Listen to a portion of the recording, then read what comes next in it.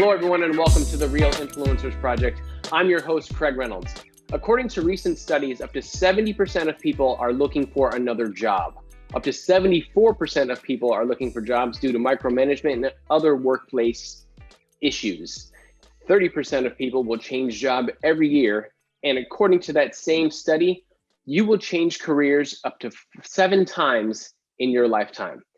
Today's guest, facing similar situations, took matters into her own hands. Ladies and gentlemen, please welcome Mrs. Jennifer Goodrich. Hey, Jennifer, how are you today? I'm well. Good morning. Good morning to you as well. Thank you for getting up so early and taking some time out to chat with me today. Hopefully things are going good over there.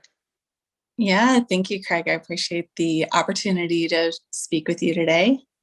So let's get right into it. You were working for a corporation, and one that most people look at and revere as one of the best businesses to be in. And you ended up getting to a point where it wasn't working for you anymore. Yes.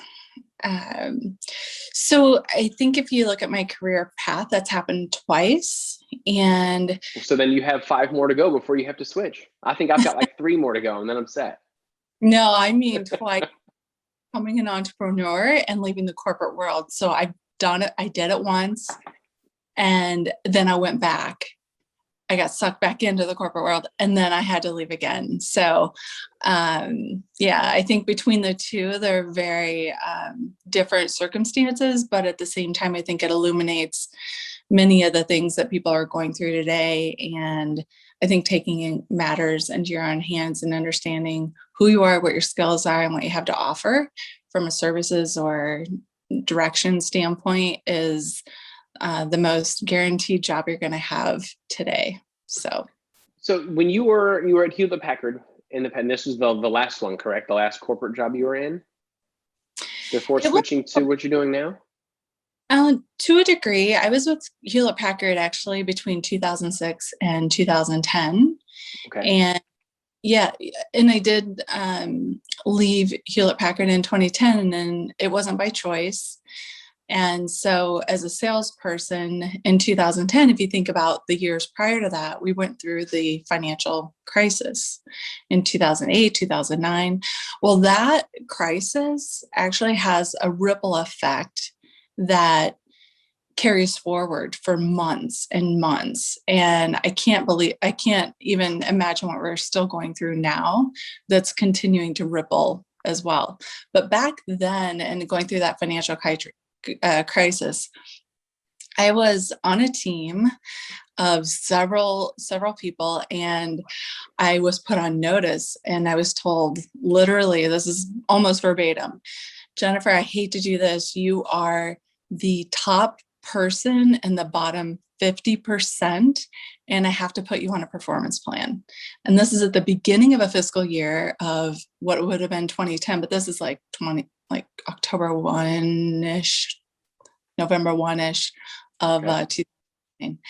And so with that, I just knew and I felt, but prior to that, if I would just go into a little bit about where I was at that point in my career, I was a rock star. I was like on fire with what and how to manage print environments, reduce cost, and I was working for my customers wholeheartedly.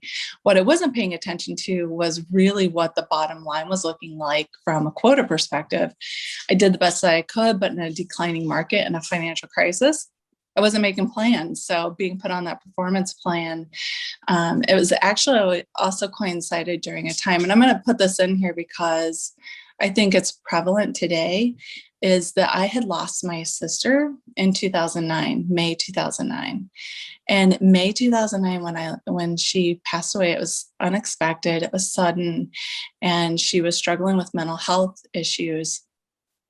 As her older sister, I felt a lot of guilt from that. And what I didn't realize until after is that I had become really depressed while still trying to maintain a full-time working job, a single mother at the time, whole provider for my children. And I just could not break through all of that. So in February 2010, I was let go. I bounced around a little bit after that, just making ends meet. And then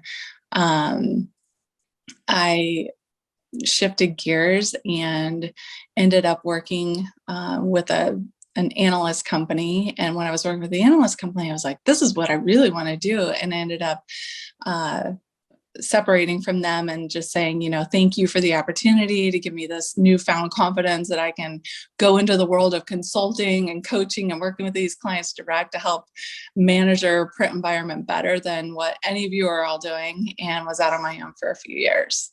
So Excellent. That's a lot, but there you go. Well, I mean, it fits right in with these stats that I read off early, and you're not alone. It seems, the entire workforce seems to be in this transitional period all the time. A lot of people say, I think it was like 14% of people have landed their dream job. That's a very small number, Right. to be spending this much time of your life at a job. Mm-hmm. Shouldn't it be important to find something that you really love and you want to do?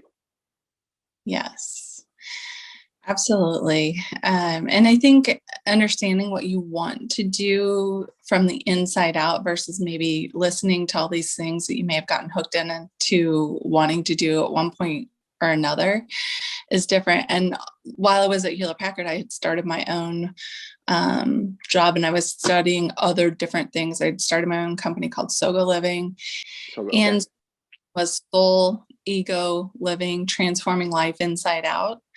And what I didn't know at the time when I had started that, what that really meant, because if you looked at me at the time, I was this really put together, strong, good looking person that had this look to her, almost like a Barbie doll. They actually called me Printer Barbie. When I was at HP, they called me Printer Barbie. That's what I looked like. That's kind of harassment a little bit, right? What a fun environment that is. Well, it wasn't my client or my employer. It was my clients that were calling me that. So it's still equally as disrespectful. Disrespectful, for sure.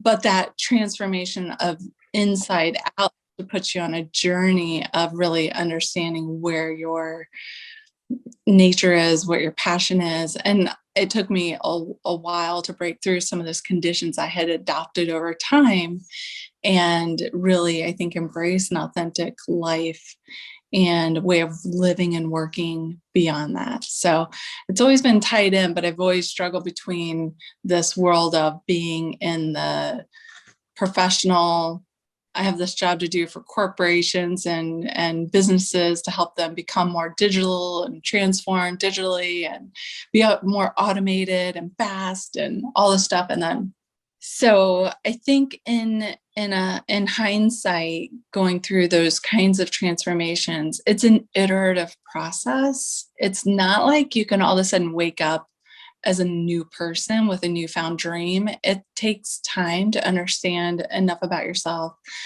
to evolve into that. And that's what I've been doing. But I think that there's definitely challenges along the way. You just have to keep moving through them and paying attention to really what wants to happen versus what maybe you were trying to force happen in the past.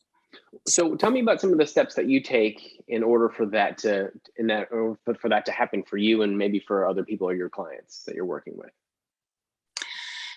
Sure. So I think from a daily routine standpoint, I've leaned on meditation multiple times in my life. And when the earliest time I'd ever even heard of meditation was back in the early 2000s when I had my daughter. I had met a group and some women who were practicing meditation and teaching meditation. And I was doing it probably for a lot of different reasons than I am now today. But that, again, changed over time. And meditation is very personal. People use it for different reasons or practice it for different reasons. I don't like describing it as a tool that you can use as much as it is more of a like a way of living, because you can meditate wherever you are, whenever you want. And as I've learned that over time. In the beginning, it was,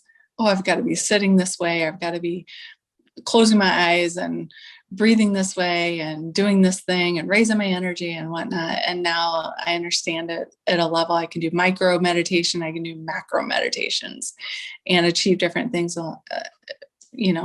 with it. It's funny you should say that, because I've dabbled in meditation for a while.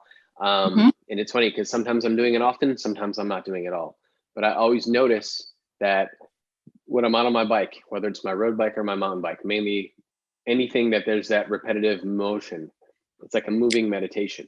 And I get into this good centered space. I feel great, not only physically, but mentally. Every once in a while, my kids are like, you need to go for a ride because you are crabby. And I'm like, you're right, I do. See you later. I'm going for a ride. And I don't know how else to describe it. Like, that's my space. Absolutely. And I think just being in nature in general is another. Sure. I mean, it's not just meditation, that's one thing, but being in nature, especially with how plugged in we all are to our screens and whatnot, that's just increased over time. And when my kids were young, I would try to get them to balance that out. And of course, they're older now, they do what they want, but it was always describing when they were on a device or on their phones, you're plugged into like black and white energy. And when they were doing something artistic or outside or walking or reading or sleep, anything other than something that was plugged in, that's rainbow energy. And I think that delineation early on wasn't just for them, it was for me too, to help balance the way I was spending my time and working through the challenges of the world we live in today. So how do you think meditation enables you to overcome those humps and get to where you are today? And how do you think it can help others when, like I said, whether it's in their workplace environments or even if it's just at home in their day-to-day life? And where do you recommend they start as well? Like, because to me, I think that's always the biggest thing, that someone's like, I don't have time to meditate. In reality, those are the people that really need to meditate because they don't have time to do it. Yeah.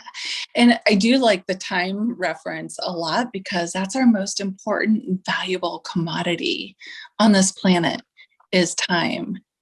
And if you don't have time and things are on this automatic cycle that you're out of control because you're controlled by it, and you can't choose to create 5 minutes or 2 minutes or whatever, how much time to sit and, or pay attention to a single point of focus, because that's really the point of meditation, is to gain a single point of focus for a lengthy period of time. And the breath is what I use for that. It's that the benefits for me personally, over time, going through all these different changes, up and downs through life, it was something that I would turn to when things got bad. So if, chaos, I won't go into details of what the bad is or whatever, but it's like struggling or challenge or dramatic, happened, I would turn to meditation and then over time things would improve and get better again. I would get so busy and then things would turn bad again. And then I had to turn to meditation. It was like it's a cycle that I was on. And I think that taking time to meditate just has so many indescribable benefits that it's just something that now I not only do and practice regularly, but I do offer it as a teacher at the meditation room as well. So sometimes when I sit down to meditate, I don't always have that single point of focus. Sometimes my thoughts are buck wild and they're crazy and I'm going everywhere. And I've read before, like, it's okay to let that happen. Sometimes you do want to settle in and focus on nothing and just let it be nice and quiet and calm. And when you get a thought that pops up in your head, kind of knock that one down as well. Just focus on your breathing. I don't know what's the most beneficial thing. Is it from person to person that it makes sense? Or is there a specific thing that you can do that's going to be most beneficial for you? Yeah, that's a great question. So the style of meditation that I've learned and what it's based on is it's derived out of the practice. There's different limbs of yoga, different styles of yoga, but Raja Yoga specifically has 8 different limbs. And within those limbs, it gives you a basic foundation to build from a life perspective. But at a high level, and it's thought to, there are these sheets. So the mind is very busy. One of the things that helps your mind calm is movement. So yoga has the specific different ways of moving. So I simply move my spine at least in 6 different directions to help calm my nervous system. And once I've calmed my nervous system, there are different styles of breathing that you can do to help calm the mind, which are thoughts and emotions. So there's box breathing, there's bee's breath, there's ocean's breath, there's all these different kinds of breath that you can use to help calm your mind first. And then once you've done the movement and you've done these breathing techniques, then shifting next into a single point of focus to following your breath with like a mantra of even simple words like in on the inhale and out on the exhale can help that happen. So I've done that before too. Yes, to try to narrow the focus in for sure. yeah, it's in, but the movement first of the spine in 6 different directions, and then that extra other breathing technique helps literally calm that part of your brain up into this area that is specific around thinking, those thinking and feeling emotions.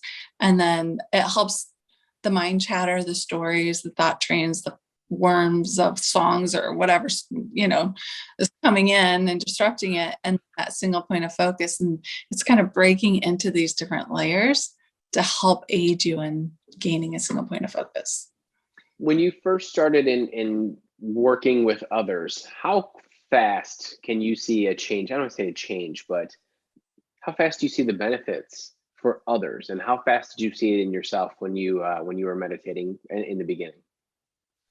So that's hard to tell because everyone's so unique and on their own path. And I'm actually very new at teaching others meditation to have a good, strong point of reference on, stories like that of other people's changes. But I'd say from 3 to 4 weeks with some sense of consistency. Maybe it's not every day, but at least 3 to 4 times a week. You can just start to see things in life differently. And the second you start to see things in life differently, things in life change. And so, yeah, I do think a good 3 to 4 weeks would be plenty of time to see that initial change. And it's just whether or not you stick with it after that. What about the consistency? How often do you think it's daily, every 2 days, every once a week? I mean, what do they say a habit is? Every 29 days? Do something 29 days and it's a habit? Yeah, exactly. You can use different techniques like that. Right now, one of the things that I'm using is the sun earth. When I wake up, I make my coffee, I go outside and I just sit without my device. I sit with a cup of coffee and I just meditate with the sun rising, as an example. But you can use different markers that happen naturally as helpful pieces of routine to integrate in, and doing that consistently over time just helps build that pattern, and then breaking it feels uncomfortable. So yeah, Right. It's because it's part of your day. It becomes part of who you are and what you do, right? absolutely. And you can start to tell the difference when you do or don't do something that's part of your natural day, for sure. And you said you're over at the meditation room. Where is that exactly? If someone wants to get a hold of you and wants to come work with you, or even if they don't want to go to the meditation room, how do they get a hold of you? And how could you possibly work with someone on maybe even a Zoom level? Yeah. Well, there's a few different ways. One, on Instagram, you can find me at Soga Living. Anyone can follow me there. And I do post regularly, at least in the news story, and then post. At the meditation room, there's a schedule for indoor and outdoor classes. We're about to launch Goodrich Therapeutics for massage and meditation. And that's coming live soon. I'll be announcing that on my Soga Living page there as well. Or LinkedIn, you can follow me at Jennifer Goodrich. I'll be posting there. So fantastic. And connect. Excellent. How often do you teach? So I am teaching series right now, as well as monthly at the meditation room. We're on a break during July. We're launching new series classes in August. Otherwise, the new moon is monthly. I teach that. And that's more of a group setting with a bonfire. And then Monday through Friday, and then on Sundays as well. It's either in the morning or late afternoon. So it's very organic right now, and based on as it should be. Absolutely. And I'm sorry, go ahead, please go ahead. I'm going to say, like, one of the points with meditation that you start to begin to realize is how present you can become, and that future and that past part, and just integrating and seeing what's coming in a little easier than just having everything so scheduled or automatic is part of, I think, what happens as you begin to meditate as well. So new things, a lot of creativity, a lot of insights. Anyway, just thought I'd add that. Are the classes, and the last thing, and I'll let you get going, are the classes like a guided meditation as well? Are you walking people through the steps? Yeah, they are guided meditations. We are going through those steps that I mentioned of gentle movement, breathing techniques, and then we're sitting. They're on average about 45-minute classes. And I can do that I offer them in series. Just if you follow me on one of those social media points, you can join one of the series classes, either at the meditation room in August, or, set up individually with a group of your own, or something that we do individual as well. Fantastic. Well, Jennifer, thank you so much for your time today. I am sure that with your past experience and what you're doing now, you're working wonders for people, whether they recognize it or not initially. I've always been a big believer in meditation and in my own personal little beliefs. But I'm sure there's plenty of people that you've worked with already that are seeing the benefits of what you're doing. So I will thank you for them. Thank you, Craig. I appreciate it. Thank you for having me as well here. It was nice to speak with you and getting to share a little bit more about what I do. Appreciate it. Well, I love it. Like I said, everyone has a wonderful backstory, and it's not always about, the BMX background that I have. I like to hear from everybody because everyone has such good stories. And when you really get down to it, it all ties in together. We all have someone or something that has given us that influence to make that step and make the move in our life to get us where we are today. Absolutely. So great. Thank you so much for your time. Enjoy the rest of your day. It is beautiful outside, so go enjoy it as much as you can. And if you guys like what you're seeing, please make sure you subscribe right here on YouTube. And if you're listening on Apple Podcasts, please subscribe there as well. Have a wonderful day, and we'll see you guys later.